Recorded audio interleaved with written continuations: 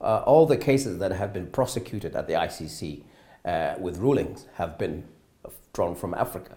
The African Union has argued that this is a manifestation of selective justice and has in fact issued a statement on a policy of non-cooperation with the ICC. You said selective justice. What do you think? Is it? Well, it's all about optics. It's all about what does it appear to be. And if you consider all of the cases, as I've mentioned, that the ICC has in fact prosecuted, they've all been based in Africa.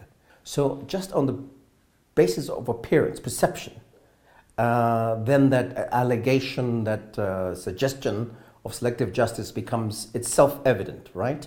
And we know that in politics, perception is reality. And therefore, in the minds of many African leaders, the reality is that the ICC is practicing a kind of a two-tier system of justice, selective justice, a bit of bias in how they're pursuing cases. And I mentioned the UN Security Council. We should factor that in, that is also contributing towards the perception of injustice within this international criminal court system. Why is that? What's the problem with the Security Council? The United States, China and Russia are not members of the ICC, and they still have the political right as members of the Security Council to refer other countries to the ICC, which they themselves do not subject themselves to in terms of its jurisdiction. So the UN Security Council has only referred cases from Africa, yet we know that war crimes are being committed in other parts of the world, and that is at the heart of the argument that many African countries are making about the inherent injustice within the ICC system. Beyond the geopolitical considerations of selective justice, domestically, African leaders have referred their both political and military opponents to the ICC as a means of getting, if you will, getting rid of them from the political space in which they are operating in their countries. This happened in the case of Uganda. Obviously, it's happened in the case of the DRC. It happened in the case of Côte d'Ivoire. And these are examples of how, at a domestic level, the ICC is also becoming a political tool for leaders to exploit.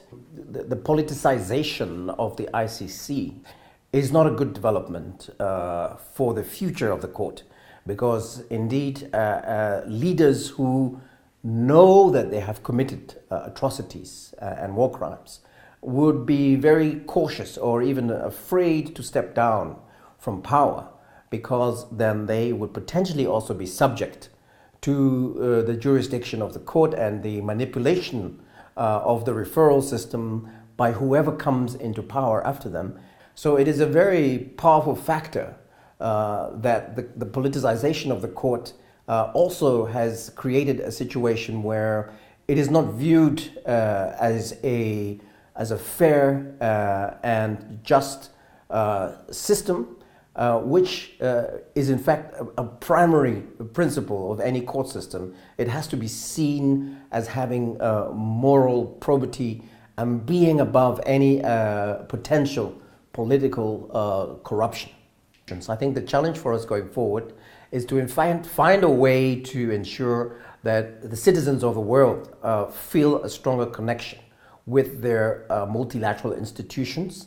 That citizens of the world can feel that the authority that has been granted to these multilateral institutions is a legitimate authority that draws from their decisions to elect individuals to represent them in those institutions.